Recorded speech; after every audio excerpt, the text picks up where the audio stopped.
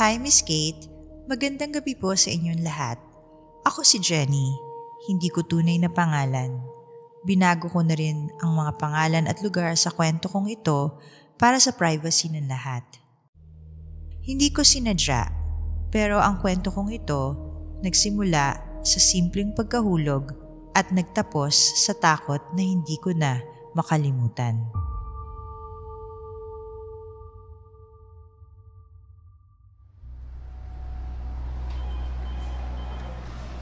Teller ako sa isang kilalang bangko sa Ortigas.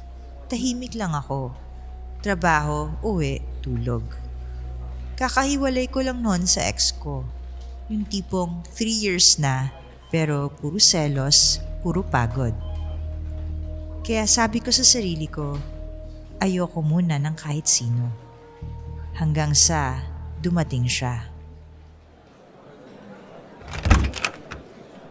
Team, please welcome our new branch manager, Sir Henry Alvarez. Good morning, everyone. I'm Henry. By the way, ayoko maging sir ha. Just call me Henry. Mas gusto kong masaya at magaan lang tayo sa trabaho. Ang una kong napansin, mabango. Pero hindi yung matapang na amoy, kundi yung malinis, parang bagong plansyang damit.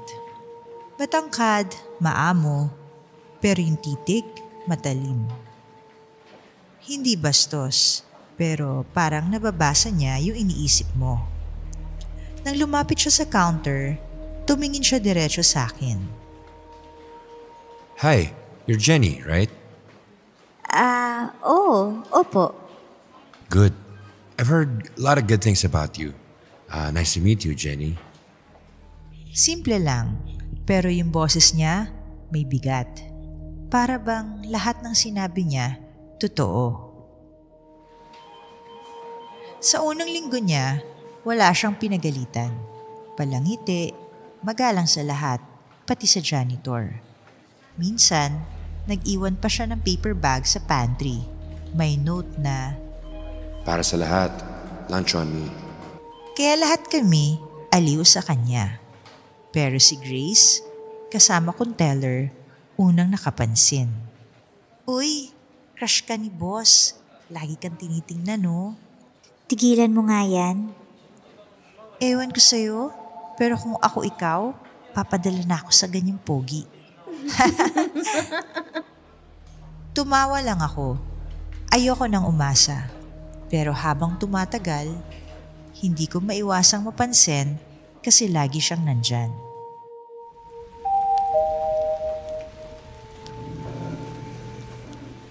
Isang gabi, late na kami natapos. Umuulan pa. May dumating na itim na kotse sa harap ng branch. Binuksan ni Henry ang pinto. May suot siyang gray trench coat. Mukha siyang lumabas sa commercial. Jenny, hatid na kita. Delikado mag-commute ngayon, lalo na sa ganitong oras. Ha? Naku, hindi na. May FX pa naman. Uy, hindi ako nagtatanong kung gusto mo. I'm insisting. Please, hindi ako mapapalagay kung isa kang uuwi, lalo na ganitong panahon. Sa loob ng kotse, ang tahimik. Amoy leather at bagong kape. May soft music sa radio. Instrumental lang. Nag-drive siya ng dahan-dahan. Parang ayaw niyang mabangga kahit hangin. You're quiet. Napapagod ka siguro sa trabaho. Di bale, pagising mo bukas, reward yourself ha. Life's too short for stress. Susubukan ko. Good girl. Hindi siya bastos pakinggan. Pero parang may kung anong lambing sa boses niya na hindi ko mapaliwanag. Pagbaba ko sa tapat ng apartment ko, binigyan niya ako ng calling card. Kung kailangan mo ng sakay ulit ha, tawagan mo lang ako. Saka ako natawa mag-isa. Hindi ito kilig. Natutuwa lang ako. Pero kinabukasan, nakita ko na namang naghihintay yung parehong kotse. At doon na nagsimula ang mga dinner invitation. Sa unang dinner namin, dinala niya ako sa isang classy restaurant sa BGC. Hindi ako sanay sa ganitong lugar. Pagpasok pa lang namin, bumati agad yung waiter. Welcome back, Sir Henry. Parang regular na siya ron. Ang ganda naman dito. Hindi ba masyadong mahal? You deserve nice things, Jenny. Hindi mo kailangan magtipid sa sarili mo.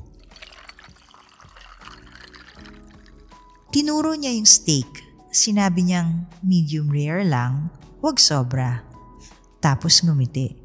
Parang sanay na siya sa lahat. Hindi din siya nagyayabang. Ang gentleman niya. Pagkatapos ng dinner, hinatid pa rin niya ako. Binuksan ang pinto, hinawakan yung payong. At tiniyak niya na hindi ako mababasa kahit isang patak. Mula nun, halos gabi-gabi kaming lumalabas. Minsan rooftop bar, minsan coffee sa hotel lounge. Sinasabi niya, gusto lang daw niyang makilala ako ng totoo. At sa totoo lang, mabilis akong nahulog. Hindi mo kailangan magpanggap, Jenny. Gusto kita. Ang gusto ko sa'yo, simple ka, totoo ka. Wala akong ibang hinahanap kundi kapayapaan. Wow! Parang ang bigat ng linya mo. Hindi pick-up line yun Totoo yun. Alam mo bang bihira ako magkagusto sa isang babae? Nakatingin siya sa akin ng diretsyo. Walang halong biro. At sa gabing yon, unang beses kong naramdaman na baka ito na nga yung right person na sinasabi ng lahat. Uy, ikaw ha? Ang blooming mo. Sino ka-date mo kagabi? Wala, si Henry lang. Dinner lang. Dinner lang daw. Girl, alam mo bang nag-post yung HR na may meeting daw kayo sa BGC? BGC? Sino bang nag-meeting sa steakhouse? Ang kulit mo, hindi to big deal. Okay, pero kung hindi mo yan jowa next week, ako na lalapit. Tawa lang ako, pero sa loob-loob ko, parang gusto ko nang umamin. Hindi ko man planado, pero si Henry, unti-unti niyang pinaparamdam na safe akong magmahal ulit. Buwan na rin ang lumipas. Sinundo niya ako pagkatapos ng shift. Pag upo ko sa kotse, may maliit na box sa dashboard. For you, just because I like seeing you smile. Bracelet? Ang ganda naman. Simple lang yan. Hindi ko kasi alam kung anong bagay sa'yo Kaya gusto kong ikaw na magdala. Ngumiti ako. At nang isuot niya yung bracelet, napansin kong malamig ang balat niya. Pero mainit yung tingin. Wala pa rin akong hinala. Ang nasa isip ko lang, baka pagod lang. At siguro, ako rin, pagod nang maghinala. Nang ihatid niya ako, bumaba siya para buksan ang pinto ko. Walang ibang lalaki ang gumawa nun sa akin noon. At habang pinapanood kung umalis yung kotse niya, napangiti ako mag-isa. Sa wakas, baka ito na yung peace na matagal kong hinahanap. Tulungan mo ako. Sa may kabilang kanto, may nakita akong isang babaeng nakatayo. Parang babaeng nasiraan ng bait. Parang taong grasa. Akala ko, imagination ko lang yon. Pero mula ng araw na yon, tuwing kasama ko si Henry, lagi kong nararamdaman na parang may nakatingin sa amin. Tulungan mo ako.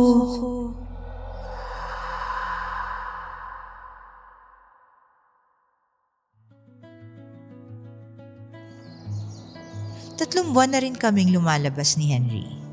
Hindi ko na rin tinatago sa mga office mates. Wala naman dapat ikahiya.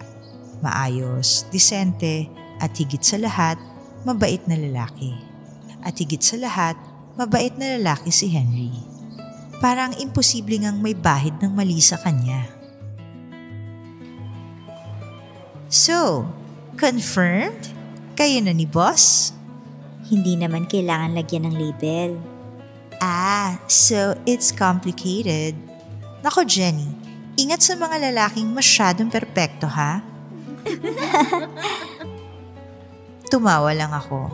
Pero sa totoo lang, hindi ko rin maipaliwanag kung anong meron sa kanya.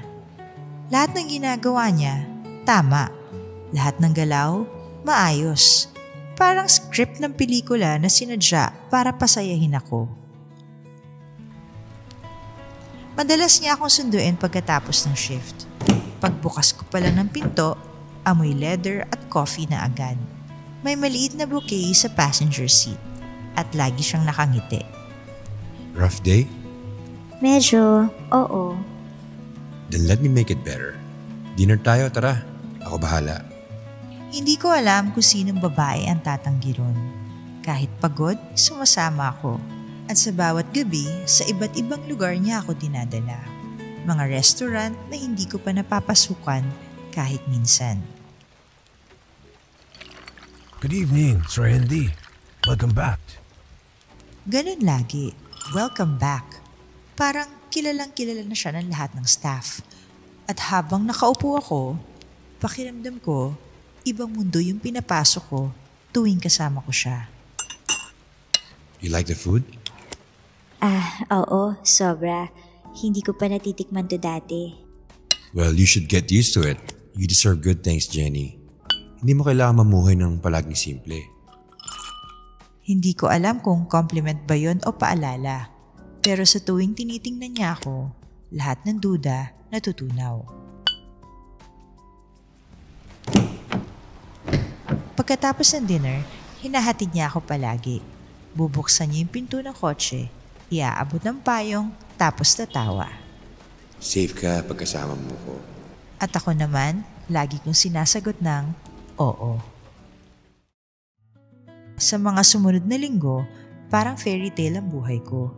May regalo siya kahit walang okasyon. Mga simpleng singsing, bracelet o pabango. Hindi mamahalin, pero laging sakto.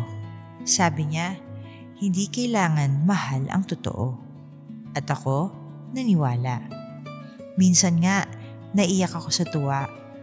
Siguro, ito yung forever. Sabi ko sa sarili ko.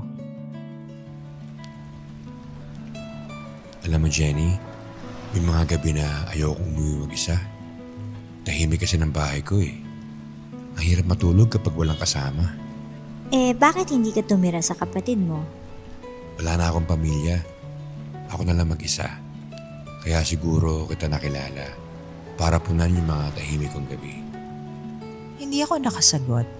Pero sa tingin ng mga mata niya, hindi mo maramdaman ang lungkot. Parang masyadong kontrolado.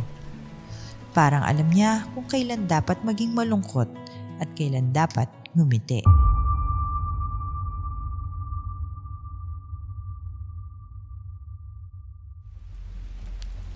Nung isang gabi, habang nasa biyahe kami pa uwi, may dumaan na pulang ilaw sa harap ng windshield.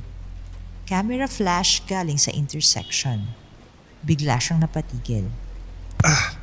Turn off the light, please. Ha? Bakit? Wala. Sensitive lang yung mata ko. Sorry. Reflex lang. Mabilis niyang binawi ang ngiti. Pero kahit nakangiti siya, parang may kung anong lamig sa loob ng kotse. Bumalik yung pakiramdam na parang may nakikinig sa amin. Nawala lang yon nang hawakan niyang kamay ko. Kamatakot. Safe ka ba sa kasama ko, di ba? Oo, alam ko. Minsan naman, sinama niya ako sa isang exhibit sa museum. Ang tema, Eternal Forms. Mga lumang larawan ng magkasintahan na parang nasa panaginip. Habang naglalakad kami, may isang painting na hindi ko malimutan. Isang babae na nakahawak sa leeg ng lalaki. Pero walang ulo yung lalaki. Nakangiti pa rin yung babae. Ang creepy naman ito. Hindi creepy. Beautiful. That's what love looks like.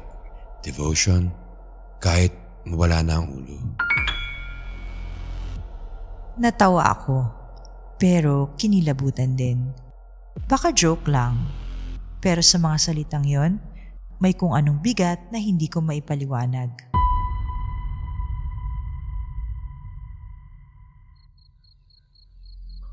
Pag uwi ko, nag-message siya.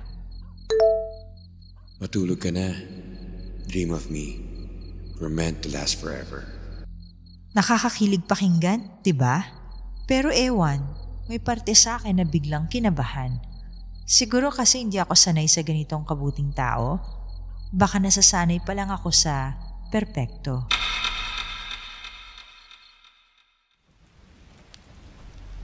Kinabukasan, habang naghihintay ako sa labas ng branch, may napansin akong babae sa kalsada. Yung parehong babaeng nakita ko noon. Basang-basa, nakatayo lang. Nakatitig sa akin mula sa kabilang sidewalk. Pareho pa rin, mahaba ang buhok at yung mga mata niya parang nangungusap. Diyos ko, siya na naman. Nilingon ko si Henry. Papunta na siya, bit-bit yung paborito kong kape. Pagbalik ng tingin ko sa babae, wala na siya. Are you okay? Parang ka nakakita ng multo. Wala. May babae lang kanina. Parang nawawala. Pero wala na rin. Good. Wala naman dapat ikatakot. Hanggat kasama mo ako, safe ka. Safe ka, kasama ko. Paulit-ulit. At sa tuwing sinasabi niya yon, parang lullaby na kumakalma sa isip ko. Ang hindi ko alam, habang inuulit-ulit ko yung mga salitang yon sa sarili ko, unti-unti pala akong nawawalan ng sariling isip. Tulungan mo ako.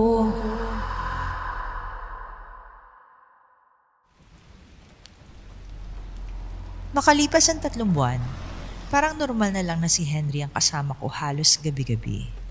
Minsan, pagkatas ng trabaho, hindi na ako umuwi. Hinahatid niya ako sa kondo niya sa Makati. Maganda, malinis, tahimik. Parang model unit ng magazine. Walang kahit anong kalat.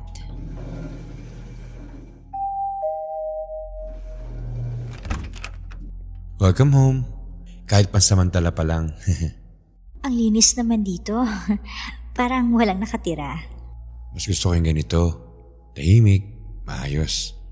Everything is in its place. Para walang chaos. Akala ko simpleng habit lang ng isang organisadong tao. Kaya nung tanungin niya ako kung gusto ko nang tumira rito, hindi ako agad nakasagot. Para hindi ka na paiba-iba ng biyahe. Saka mas safe ka. Hindi mo na kailangan mag-commute gabi-gabi. Safe ka. Yun na naman yung mga salitang yun. At gaya ng dati, naniwala ako.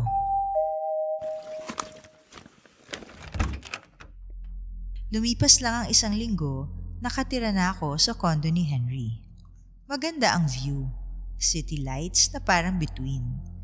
Pero kakaiba, parang laging malamig kahit naka-off ang aircon.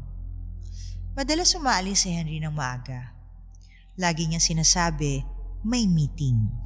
Kapag tinatanong ko kung anong company, lagi niyang sagot, Private client, confidential. tuwing aalis siya, lagi niyang sinasabi yon na parang script. At may isang kwarto sa kondo na hindi ko pa rin napapasok. Lagi niyang sinasabi, Storage lang yan. Tsaka madumi. Baka mapili ka pa pag mag-ikot-ikot ka dyan. hindi ko naman pinilit. Hanggang isang gabi, nagising ako mga 3:00 ng madaling araw. Walang ulan, pero parang may ugong sa paligid. Parang may nag-chant na mahina. Pinakinggan ko. Galing sa likod ng hallway, sa storage room. Lumapit ako. Pero paghawak ko ng knob, biglang tumigil ang tunog. Pagbalik ko sa kama, nandun na si Henry. Oh, gising ka pa? Akala ko umalis ka. Mahaga ako natapos. Nabasa ka sa ulan kanina. Baka nilalamig ka lang. Ngumiti siya, pero ramdam kong malamig ang palad niya nung hinawakan niya ako sa pisngi. Sa kanya sinabi, Matulog ka na. Bukas, ayoko nang pagod ka.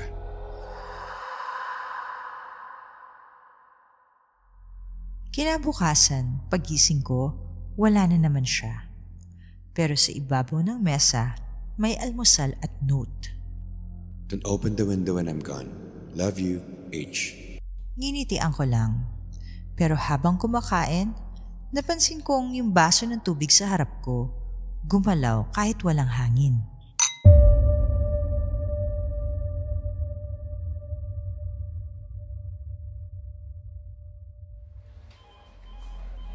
Jenny, napansin kong bihira ka na pumasok.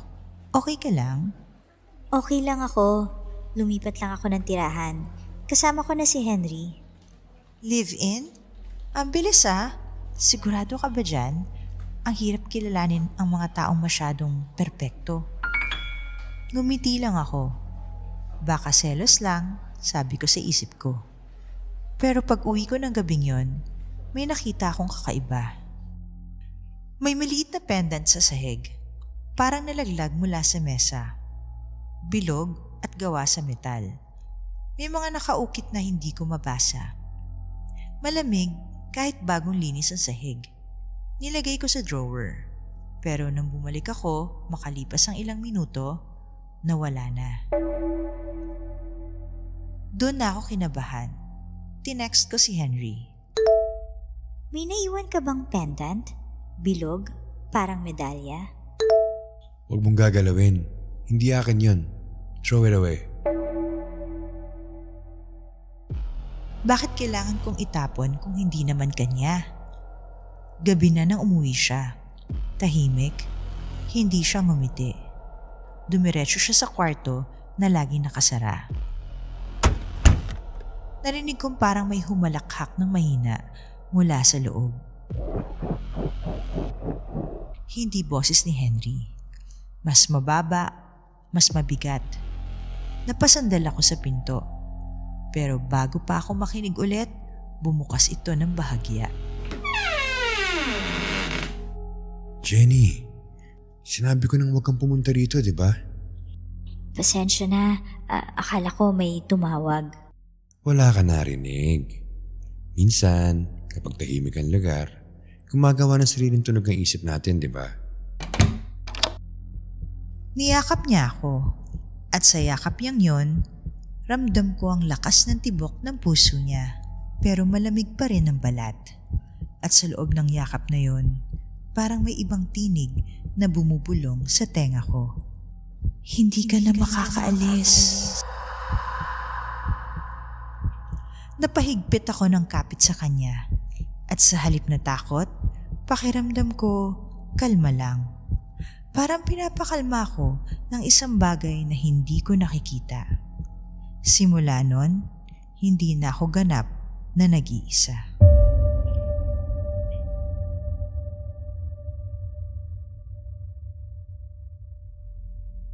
Lumipas sa mga araw at sa bawat umaga, pakiramdam ko parang humihina ako.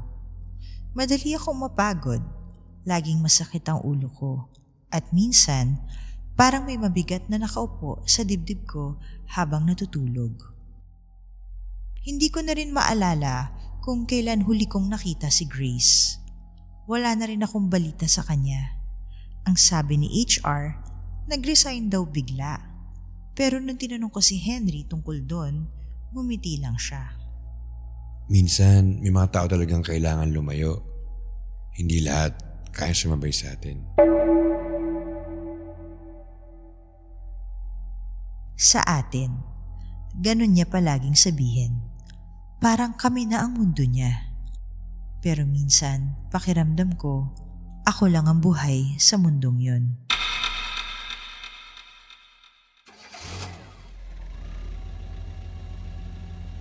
Isang gabi, umalis siya nang hindi ako ginising. Paglabas ko, may note sa mesa. Sorry, may late meeting. Don't wait up. Remember, don't open the storage room. Nakita kong nakabukas ng kaunti yung pinto ng silid na yon. Hindi ko alam kung hangin lang o sinadya. Pero nang may sumundot na amoy, parang pinaghalong pabango, langis at kalawang, hindi na ako nakatiis. Binuksan ko. Madilim. Pero sa gitna ng dilim, may mga kandila sa sahig, nakapaikot, at may nakasulat na mga simbolo. Hindi Tagalog, hindi Latin. Para mga letra na gumagalaw kahit hindi ko hinahawakan. Sa sulok, may kama. Mapula ang sapin. May mga marka at hindi ko alam kung dugo. At sa tabi, may tripod. May camera na nakatutok sa kama. Nanginginig yung kamay ko nung pinindot ko yung play. May babae sa video. Nakatali sa kama. Umiiyak.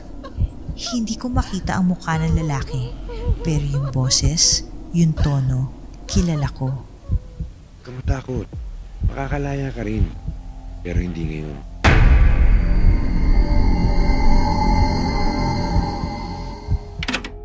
Diyos ko. Nadulas ako sa sahig at may tumilamsik na pulang likido. At dun ko nakita yung isang wallet sa ilalim ng kama. May ID, pamilyar ang mukha. Yung babaeng taong grasa.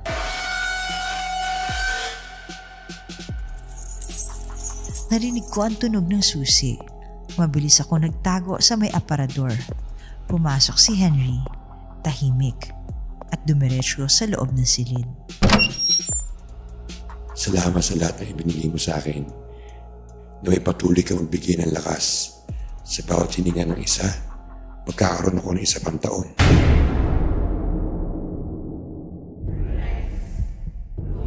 Nakayuko siya sa gitna ng kandila para may kinakausap.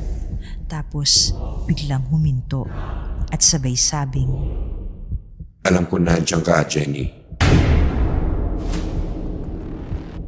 Diyos ko. Hindi mo dapat binuksan to. Ngayon tuloy, alam mo na ang totoo. Hinawakan niya yung pinto at dahan-dahan niyang binuksan. Ngumiti siya. Hindi yung ngiti na nakasanayan ko. Ngayon, yung mga mata niya, itim na itim. Parang walang puti. Wala ka dapat katakutan. Hindi ako nananakit. Ako lang ang daan. Daan? Papunta saan? Sa kalayaan, sa habang buhay, sa liwanag ng isa na nasa ilalim ng lahat. Hinawakan niya yung kamay ko. Malamig. Pero hindi ko maigalaw ang sarili ko. Parang may hangin na humikop sa paligid. Nang tumingin ako sa kama, may anino ng babae. Nakahiga. Gumagalaw. Sumisigaw ng walang tunog.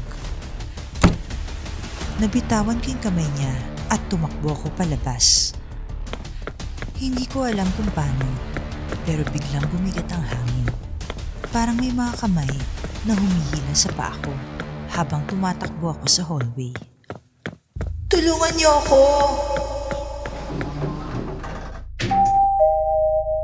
Pagpasok ko ng elevator, nakita ko sa refleksyon ng pinto. Nakatayo siya sa dulo ng hallway, nakangiti, at may dugong tumutulo sa kamay. Hindi mo ako kailangan takasan, Jenny. Tayo na to, habang buhay.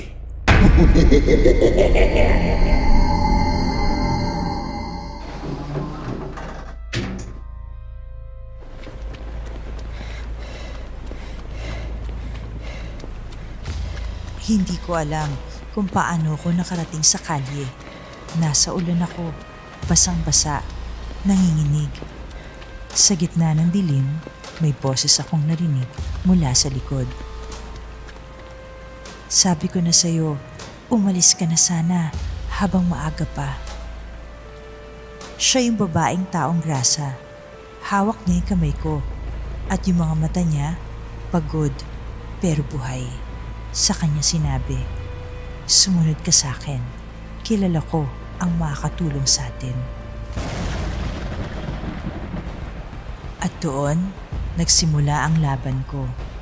Hindi lang laban sa kanya, kundi laban sa kung anumang nilalang na kumokontrol sa kanya.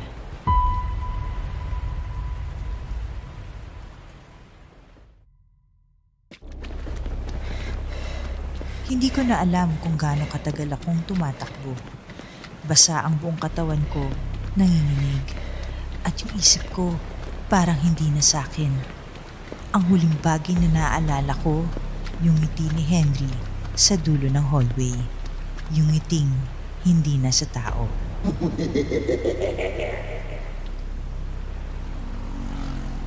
Dinala ako ng babaeng iyon sa isang maliit na bahay sa may gilid ng highway.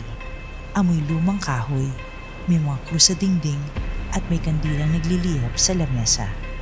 Doon ko siya nakilala. Ako si Pastor Eli. Anak, sinabi na ni Martha ang nangyari. Hindi ka naligtas kung babalik ka pa ron. Hindi ko alam kung ano yung totoo, Pastor. Parang napapaliw na ako. Si Henry, may silid siya na may kandila, mga simbolo, mga videos, may mga babae. Alam ko, betrayal ko na sinusubaybayan ng laking yan. Hindi siya ordinaryong tao. Si Henry ay isang vessel. Ginagamit siya ng isang demonyo na tinatawag nilang Agares. Napalitan ng nilalam na yun ang kaluluwa ng mga halay para mapanatiling bata at mapangyarihan ang katawan na sinasapian niya. Diyos ko, hindi ko kayang paniwalaan yan. Kaya kanya pinatira dun dahil ikaw na susunod na halay. Pero pwede pa tayong gumawa ng paraan. Ngayon, habang hindi pa ganap ang ritual. Hindi na ako nakasagot. Pagod na pagod ako. Pero hindi ako makatulog. Tuwing pipikit ako, narinig ko yung boses ni Henry sa isip ko. Mahina lang, pero malinaw. Bumalik ka. Hindi pa tayo tapos. Safe ka sa akin.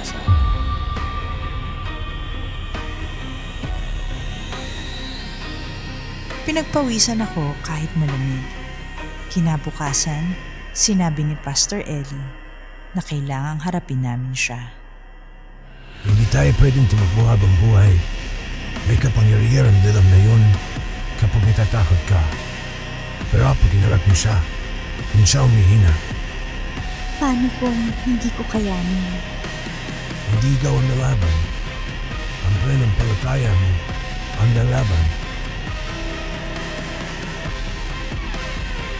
Dinala niya ako sa isang maliit na lumang kapilya sa may Pasay. Madilim, basang-basa ng ulan ang paligid. At sa gitna, may mesa at isang malaking krus. Nasa harap si Pastor, hawak ang Biblia. At ako, nakaluhod, nanginginig. Kapag dumating siya, huwag kang zilingon. Ano mong marinig mo, ano mong makita mo, manatili ka raw sa dasalan. Sumabog ang pinto. Pumasok siya. Basang-basa si Henry. Nakangiti, pero yung mga mata niya, itim na parang langis. Ang ganda ng pinuntahan mo, Jenny. Ngayon pati simbahan, dinadamay mo. Hindi mo siya pag-aari, demonyo. Sa ngalan ni Kristo, lumayas ka. Hindi mo siya maliligtas, matanda. Bibigay siya ng pahintulot. Sa kama, sa yakap, sa bawat halik. Isinuko na niya ang sarili niya sa akin.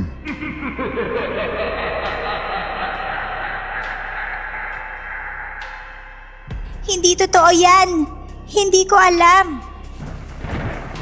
Huwag kang makinig, anak. Ipikit mo mga mata mo. Nanginginig ang buong lupa. Naririnig ko yung tinig ni Henry at ng iba pa. Mga babaeng parang humihingi ng tulong. Ang bigat ng hangin at biglang tumigil ang lahat. Pagmulat ko, nakahandusay si Henry sa sahig. Walang malay. Lumapit si Pastor Eli. Naglagay ng krus sa noon niya, tapos tumingin sa akin. Tapos na iya. Pero hindi ibig sabihin wala na siya. Ang mga ganito nila lang, hindi basta maalis. Lumilibat lang. Bumuhos ang ulan ng mas malakas. Sa ilalim ng krus, nakita kong gumalaw ang mga daliri ni Henry. Pero hindi ko na hinintay. Tumakbo ako palabas ng simbahan. at hindi ko na siya muling nakita.